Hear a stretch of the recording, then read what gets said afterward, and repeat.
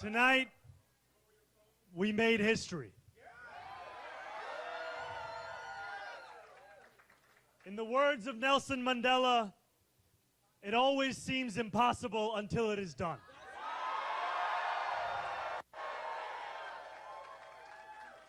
My friends, we have done it.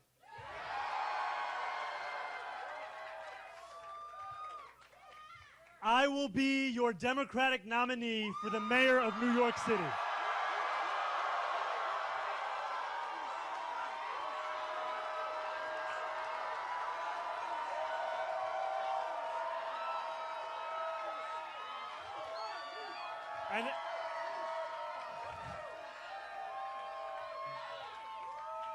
An hour ago,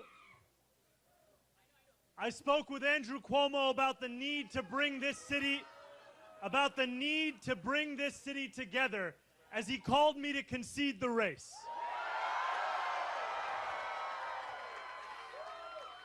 And I want to thank Brad Lander,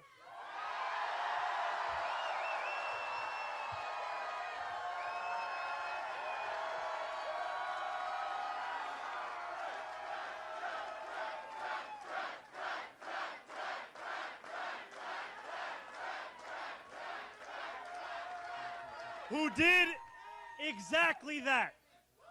Together we have shown the power of the politics of the future. One of partnership and of sincerity.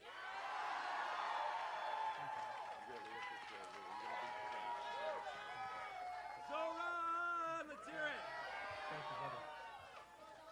it. Today, 8 months after launching this campaign, with the vision of a city that every New Yorker could afford, we have won.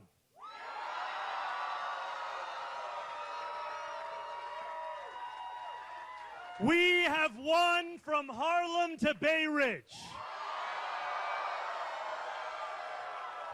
We have won from Jackson Heights to Port Richmond.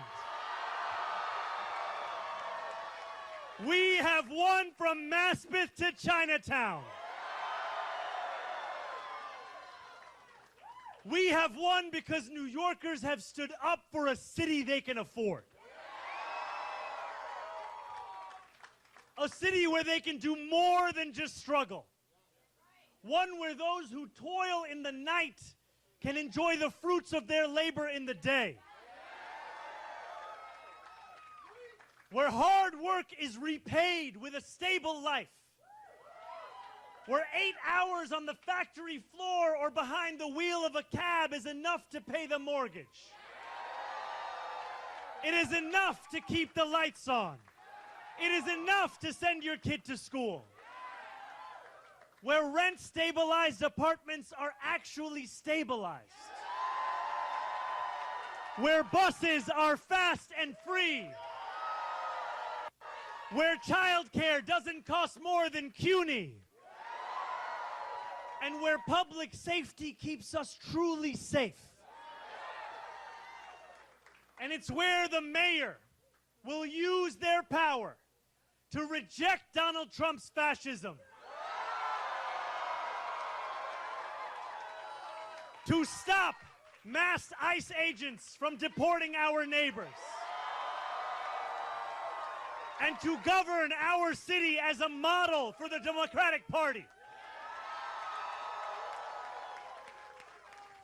A party where we fight for working people with no apology.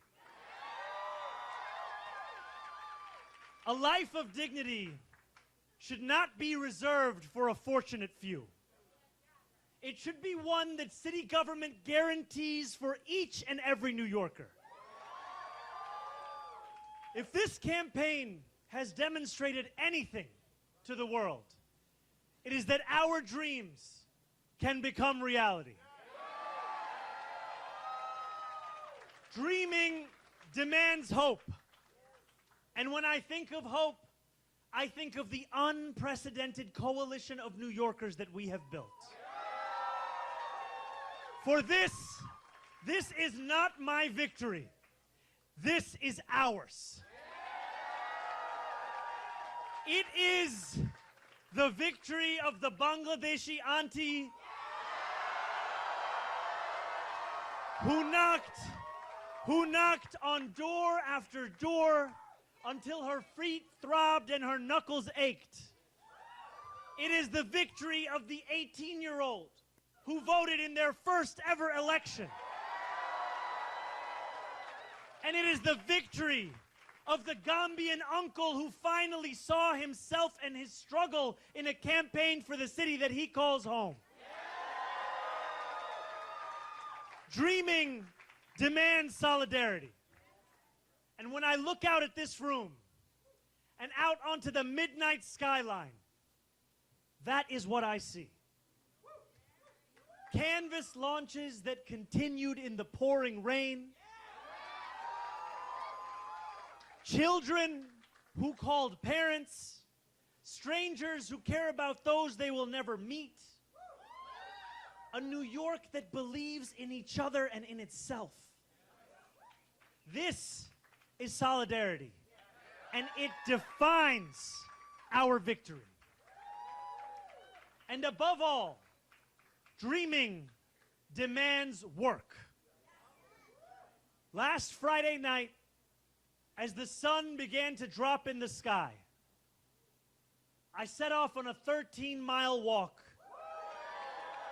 from the northernmost tip of Manhattan to the base of the island.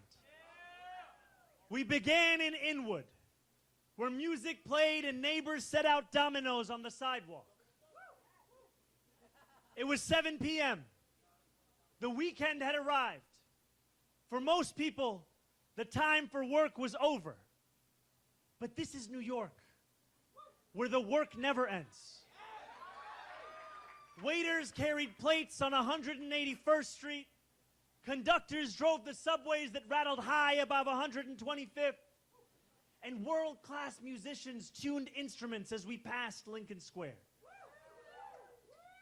By the time we made it downtown, a crowd marched behind us, a living embodiment of the energy and purpose that defines this campaign. Still, long past midnight, New York worked.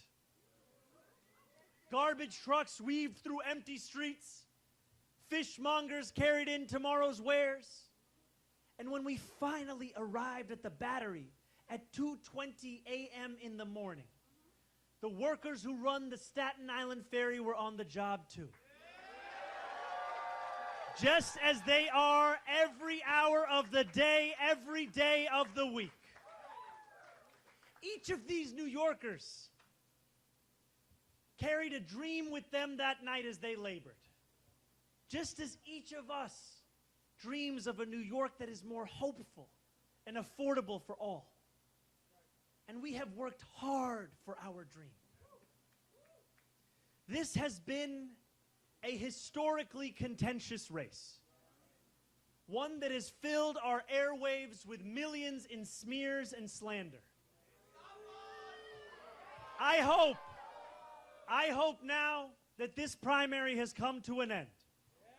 I can introduce myself once more.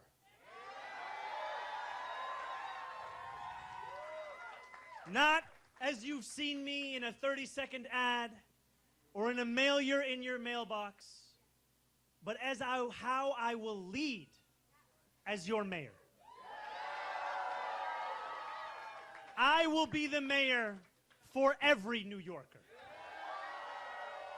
Whether you voted for me, for Governor Cuomo, or felt too disillusioned by a long, broken political system to vote at all, I will fight for a city that works for you, that is affordable for you, that is safe for you.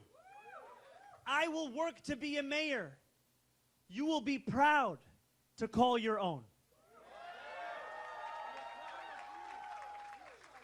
I cannot promise that you will always agree with me, but I will never hide from you. If you are hurting, I will try to heal. If you feel misunderstood, I will strive to understand. Your concerns will always be mine, and I will put your hopes before my own. And I know that those hopes extend beyond our 5 boroughs. There are millions of New Yorkers who have strong feelings about what happens overseas. I am one of them. And while I will not abandon my beliefs or my commitments, grounded in a demand for equality, for humanity, for all those who walk this earth, you have my word to reach further, to understand the perspectives of those with whom I disagree, and to wrestle deeply with those disagreements. Let me close with this. In these dark times, I know that it is harder than ever to keep faith in our democracy. It has been attacked by billionaires and their big spending, by elected officials who care more about self-enrichment than the public trust, and by authoritarian leaders who rule through fear. But above all, our democracy has been attacked from within. For too long, New Yorkers have strained to find a leader who represents us, who puts us first. And we have been betrayed time and again. After so many disappointments, the heart hardens. Belief becomes elusive. And when we no longer believe in our democracy, it only becomes easier for people like Donald Trump to convince us of his worth. For billionaires to convince us that they must always lead. As FDR said, democracy has disappeared in several other great nations, not because the people disliked democracy, but because they had grown tired of unemployment and insecurity, of seeing their children hungry while they sat helpless in the face of government confusion and weakness. In desperation, they chose to sacrifice liberty in the hope of getting something to eat. New York, if we have made one thing clear over these past months, it is that we need not choose between the two. We can be free and we can be fed. We can demand what we deserve. And together we have built a movement where everyday New Yorkers recognize themselves in our vision of democracy. Every new voter registered, that is faith renewed. Every voter who traveled through withering heat to the polls, that is faith renewed. And every New Yorker who sees solutions to the daily challenges they face in this campaign, that is faith renewed. Together, New York, we have renewed our democracy. We have given our city permission to believe again. And I pledge to you that we will remake this great city, not in my image, but in the image of every New Yorker who has only known struggle. In our New York, the power belongs to the people.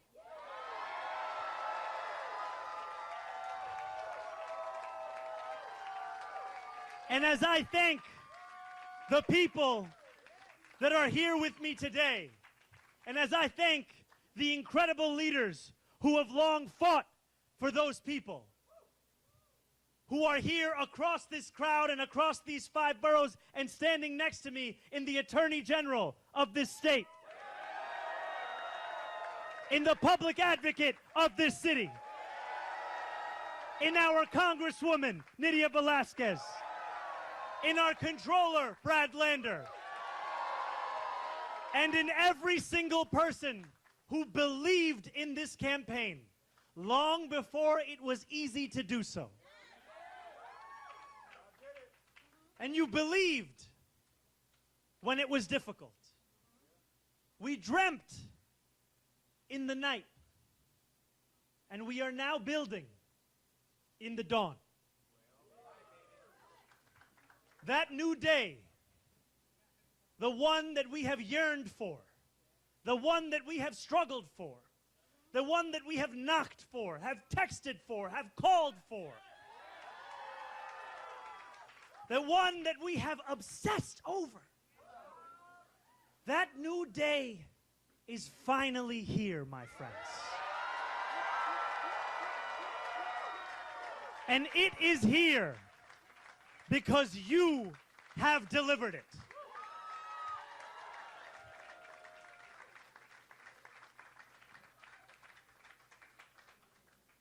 Thank you.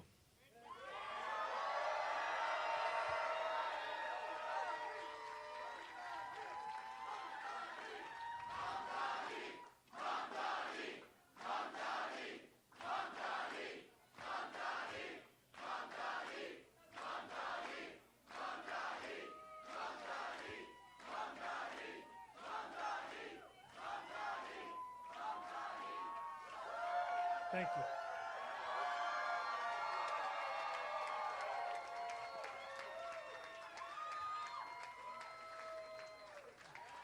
Thank you.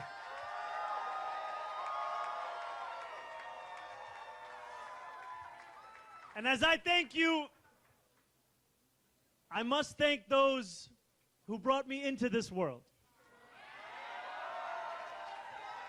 I must thank my mother and my father.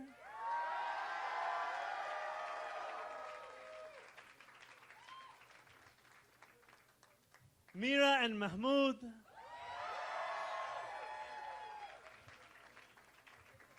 And I must thank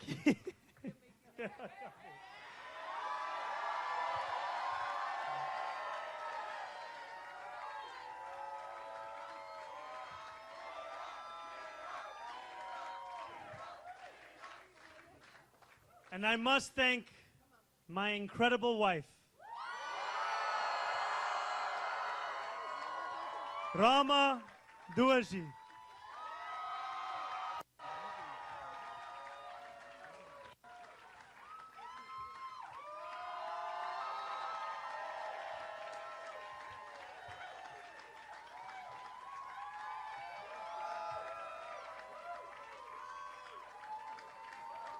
Thank you. Thank you so much.